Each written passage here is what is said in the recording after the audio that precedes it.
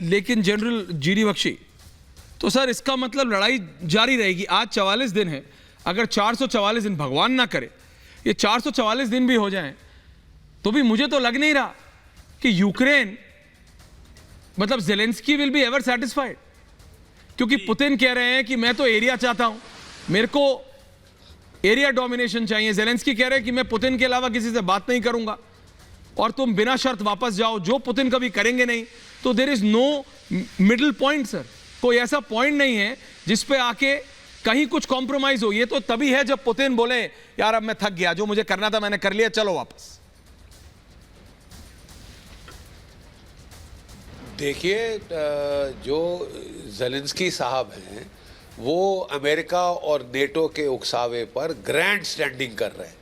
वो दिखाना चाहते हैं कि जब तक आखिरी यूक्रेनियन मर्द जिंदा है मैं साहब लड़ता रहूंगा, मैं बिल्कुल हार नहीं मानूंगा। चाहे 40 शहर तबाह हो चुके हैं, चाहे मेरे बाकी बचे शहर भी तबाह हो जाएं, मुझे कोई फर्क नहीं पड़ता। मुझे वाहवाही मिल रही है चारों तरफ से, मैं वेस्ट की मीडिया का डार्लिंग बन गया हूं, मुझे बड़ा मजा आ रहा है। तो ये साहब नीरो थे, एक राजा रोम के। वो जब रोम धू धू करके जल रहा था तो वो वायलिन बंसरी बजा रहे थे। तो साहब ये बिल्कुल वैसा ही तकरीबन हो गया है कि यूक्रेन के लोग मरें कोई परवाह इल्ले, मैं तो साहब बड़ा हीरो बन रहा हूं। जैसे कि उन्होंने कहा लेनिन का जैसे स्टैचू है मेरा भी स्टैचू बन जाएगा, कोई परवाह नहीं मुझे वाहवाही मिल रही है अमेरिका की, सेनेट की, यहाँ वहाँ मैं हर जगह जाके हीरो बन रहा हूँ। मैं हीरो बनता रहूँगा, आखिरी यूक्रेनियन तक मैं लड़ूंगा।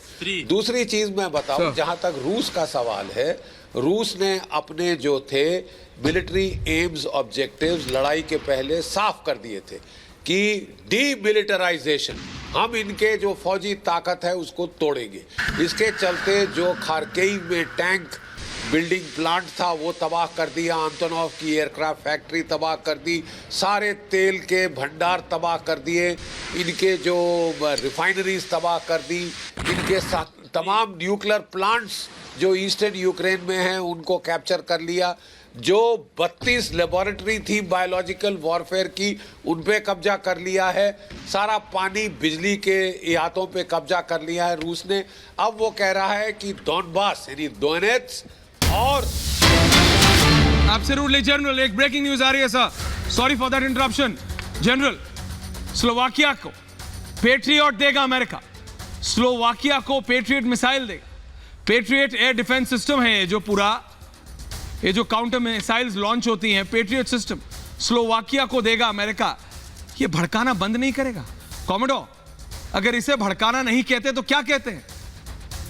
पोलैंड में बोला कि भाई हम अमेरिकन न्यूक्स रखेंगे, डिप्लॉय करेंगे। अब स्लोवाकिया को कह रहे हैं हम पेट्रियट सिस्टम देंगे। अगर ये रशिया को भड़काना नहीं है तो क्या है कॉमोडो? इसी हाफ बीबीजी के साथ कॉमोडो के लिए स्लोवाकिया ने S-300 मिसाइल सिस्टम अब यूक्रेन, हाँ, स्लोवाकिया ने S-300 सिस्टम यूक्रेन को दिया है और उसी वजह से और इस शर्त पे दिया था कि पैट्रियट की 2 बैटरीज जो है वो स्लोवाकिया में पोजीशन की जाएंगी। ना केवल स्लोवाकिया, अगर आप देखें पोलैंड में भी पैट्रियट की बैटरीज डिप्लॉय की गई हैं और पैट्रियट की जो बैटरीज हैं वो टर्मिनल स्टेजेस पे यानी कि 40 किलोमीटर की रेंज तक, ये शॉर्ट रेंज है कंपैरेटिवली। हालांकि ये मिसाइल्स के अगेंस्ट भी किया जाता है और ये हवाई जहाज और हेलीकॉप्टर्स और ड्रोन्स के अगेंस्ट भी इस्तेमाल किया जाता है, लेकिन इसके लिए एक लॉन्ग रेंज सिस्टम की भी जरूरत है जो नहीं दिया। अगर लॉन्ग रेंज कहें तो जैसे S-300 लॉन्ग रेंज है या S-400 लॉन्ग रेंज है या S-500 लॉन्ग रेंज है, उसी तरीके से एक लॉन्ग रेंज सिस्टम को के साथ ये कंपैटिबल बनता है। तो कोई डरने की बात नहीं है। और ये जो दी गई है पैट्रियट वेपन सिस्टम्स, ये कोई लेटेस्ट नहीं है, ये जो लास्ट 20 या 25 साल से ये पैट्रियट सिस्टम्स आए हैं और मेरे हिसाब से ये कोई इतनी बड़ी एयर डिफेंस कवरेज देने वाले नहीं है, सिर्फ स्लोवाकिया तक ही कवर करेंगे। लेकिन एक बात तो जो आपने बहुत अच्छी कही है ऐश्वर्या, वो ये है कि वो इस आग में घी तो डालता जा रहा है। वो ये चाहता ही नहीं है कि ये लड़ाई रुके, वो ये चाहता है ये लड़ाई एक्सटेंड हो, रशिया इकोनॉमिकली और मिलिटरीली वीक होता रहे, उसके बाद जो उनका कॉन्सिक्वेंशियल स्ट्रेटेजिक थ्रेट जो है, स्ट्रेटेजिक कॉम्पिटिटर चाइना है, उसके बाद वो चाइना पे फोकस करेगा। लेकिन पूरे वर्ल्ड को पहले वो रशिया के अगेंस्ट कर देगा।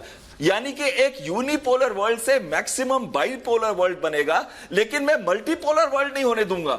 उसमें कोई और पोल जैसे कि इंडिया हो गया, ब्राजील हो गया, रशिया हो गए, ऐसे पोल नहीं होंगे। मैक्सिमम होगा तो यूएस होगा और उसके बाद होगा चीन, और चीन के साथ हो सकता है रशिया, जो इतना वीक हो जाएगा कि वो उनके साथ लिंक कर जाए। तो वो एक वापस कोल्ड वॉर को ले जाने की कोशिश कर रहे हैं, और ये गलत है। अगर दुनिया में पीस चाहिए, आपको दुनिया में शांति चाहिए, तो मल्टीपोलर वर्ल्ड होना बहुत जरूरी है, जहां पे इतने पोल हो कि वो अपने आप में इंटरैक्ट कर सके, ट्रेड कर सके, और रियली में जो ग्लोबलाइजेशन का मतलब है उसको जमीन पे लाके दिखा सके।